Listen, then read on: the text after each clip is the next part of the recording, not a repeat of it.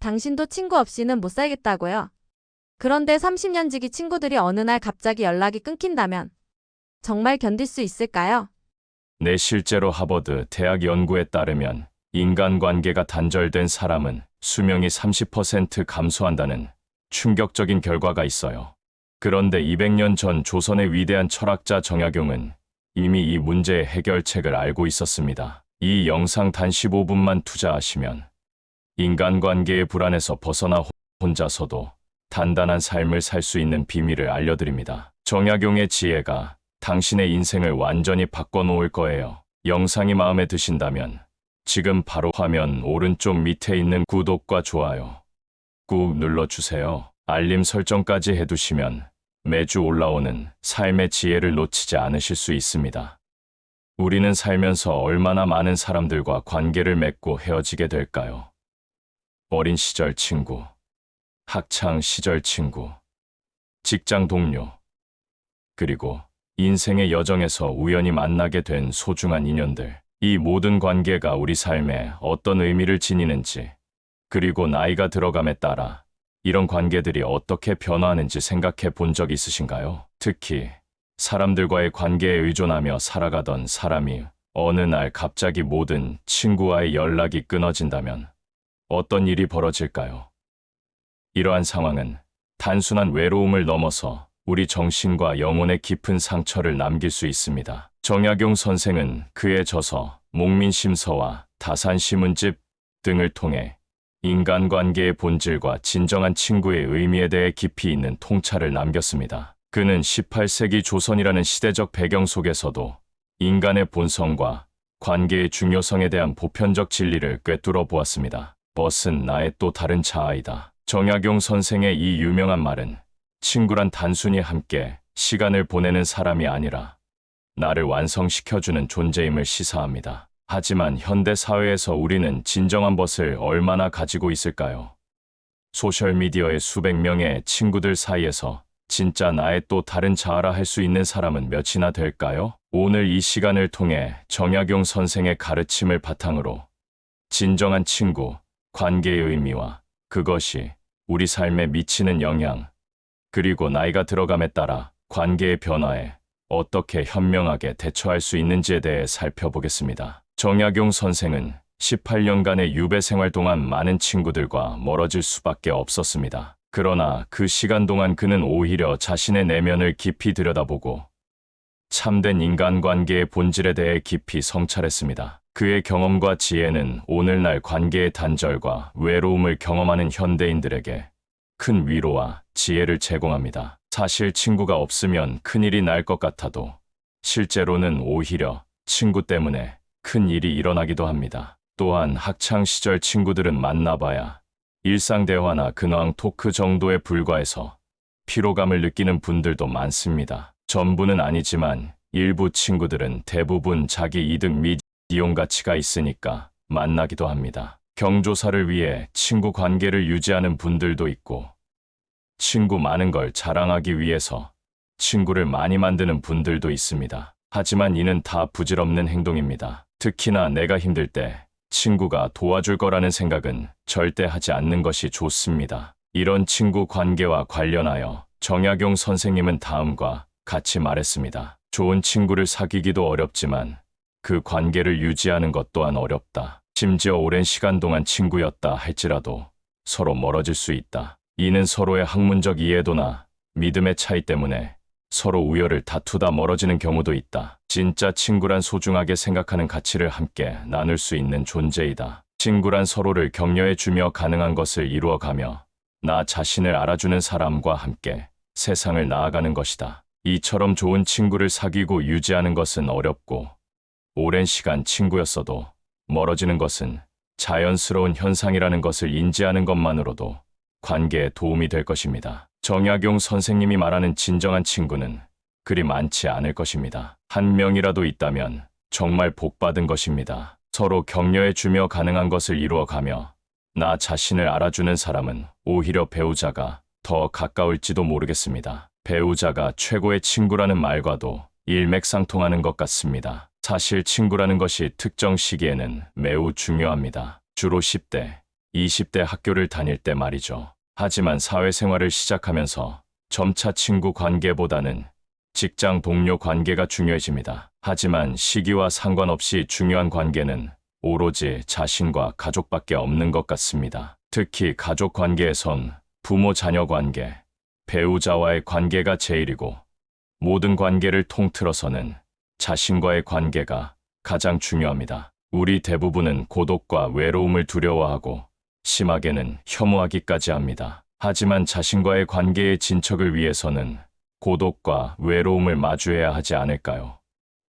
오늘은 이와 관련하여 나이 들수록 다른 사람보다는 나 자신의 삶을 사는데 도움이 되는 행동 3가지에 대해 알려드리겠습니다. 첫째, 자기 성찰의 시간을 갖는 것입니다. 정약용 선생님은 유배 생활 동안 하루도 빠짐없이 자신의 생각과 감정을 기록했습니다. 이를 통해 스스로를 더 깊이 이해하고 외부 환경에 휘둘리지 않는 단단한 내면을 키울 수 있었습니다. 현대인들도 하루 10분이라도 자신의 내면을 들여다보는 시간을 가질 필요가 있습니다. 선생님은 이렇게 말했습니다. 매일 밤 잠자리에 들기 전 그날의 행동을 반성하고 내일의 계획을 세워라. 이것이 자신을 발전시키는 가장 확실한 방법이다. 이런 성찰의 시간은 타인에게 의존하지 않고도 스스로 성장할 수 있는 토대가 됩니다. 둘째, 지식과 지혜를 쌓는 것입니다. 정약용 선생님은 고난의 시기에도 학문을 게을리하지 않았습니다. 그는 책을 통해 수천 년의 지혜를 만날 수 있으며 이는 어떤 친구와의 만남보다 값진 것이다 라고 말했습니다. 책이나 다양한 매체를 통해 지식을 쌓는 것은 외로움을 극복하고 풍요로운 내면, 세계를 구축하는 데 큰 도움이 됩니다. 나이가 들수록 새로운 지식을 습득하는 것이 어려워질 수 있지만 꾸준히 배움을 이어가는 사람은 어떤 상황에서도 자기 자신만의 풍요로운 세계를 가질 수 있습니다. 지식은 단순히 정보를 아는 것이 아니라 삶의 지혜로 승화될 때 진정한 가치를 발휘합니다. 셋째, 자신만의 의미 있는 일을 찾는 것입니다. 정약용 선생님은 유배지에서도 백성들을 위한 실용적인 책을 저술하며 자신의 사명을 잊지 않았습니다. 그는 내 주변의 작은 것이라도 더 나은 방향으로 변화시키는 것이 참된 학문의 목적이다 라고 말했습니다. 나이가 들면서 사회적 역할이 줄어들 수 있지만 자신만의 의미 있는 일을 찾아 몰입하는 것은 외로움을 극복하는 강력한 방법입니다. 이것은 거창한 일이 아니어도 됩니다. 작은 취미나 봉사활동, 주변 사람들을 돕는 일 등 자신에게 보람을 주는 일이면 충분합니다. 이 3가지 행동을 실천한다면 친구 관계의 변화나 단절에도 흔들리지 않는 단단한 삶을 살 수 있을 것입니다. 정약용 선생님의 말씀처럼 자신을 알고 스스로 발전시키는 사람은 홀로 있어도 결코 외롭지 않다는 진리를 깨달을 수 있을 것입니다. 이제 보다 구체적으로 정약용 선생님이 말씀하신 친구, 관계의 변화에 대처하는 방법을 살펴보겠습니다. 선생님은 친구와의 관계가 변할 때 취해야 할 태도에 대해 다음과 같이 가르쳤습니다. 첫째, 집착하지 않는 것입니다. 선생님은 모든 관계는 변화한다. 이것은 자연의 이치이니 슬퍼하거나 집착할 필요가 없다고 말씀하셨습니다. 친구와의 관계가 소원해진다고 해서 그것을 붙잡으려 애쓰는 것은 오히려 더 큰 상처를 낳을 수 있습니다. 때로는 관계의 변화를 자연스럽게 받아들이는 것이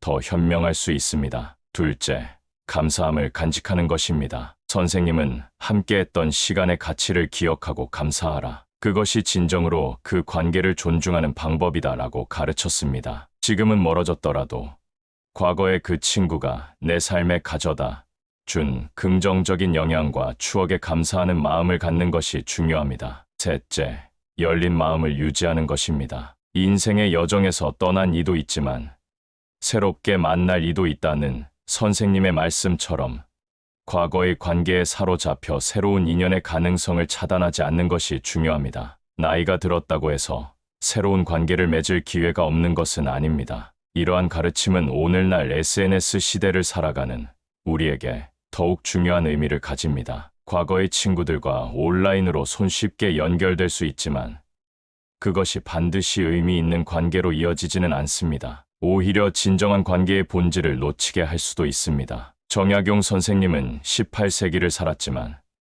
진정한 소통은 단순한 말의 교환이 아니라 마음의 교감이다라는 그의 가르침은 디지털 시대를 살아가는 우리에게도 큰 울림을 줍니다. 수백 개의 온라인 연결보다 몇 안 되는 진정한 소통이 더 가치 있다는 것을 기억할 필요가 있습니다. 그렇다면 정약용 선생님이 말씀하시는 진정한 친구의 모습은 어떤 것일까요?